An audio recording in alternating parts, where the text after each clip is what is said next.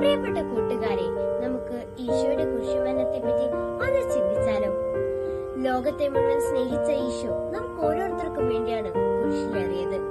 പീലാത്തോസിന്റെ കൊട്ടാരം മുതൽ ഗാഗുൽത്ത വരെയുള്ള യാത്ര കഠിനമേറിയതായിരുന്നു. ഭാരമേറിയ കുരിശും ചുമന്നും തന്റെ ശരീരമാകെ മുറിവുകളുമായി ഈശോ നടന്നു. വഴിയിൽ പലതവണ വീണെങ്കിലും ഈശോ നമുക്ക് വേണ്ടി അതൊക്കെ സഹിച്ചു. ഒടുവിൽ ഈശോ കുരിശിൽ തറയ്ക്കപ്പെട്ടപ്പോഴും തന്നെ ദ്രോഹിച്ചവരോട് ഈശോയ്ക്ക് ദേഷ്യം തോന്നിയതില്ല. പകരം അവരോട് പറഞ്ഞു, പിതാവേ, ഇവരോട് ക്ഷമിക്കണമേ, ഇവർ ചെയ്യുന്നതിൽ നിന്ന് ഇവർക്കറിയുന്നില്ല എന്ന് ഈശോ പ്രാർത്ഥിച്ചു. നമ്മെ വേദനിപ്പിക്കുന്നവരോട് ക്ഷമിക്കാനും അവരെ സ്നേഹിക്കാനും നമുക്ക് പരിശ്രമിക്കാം.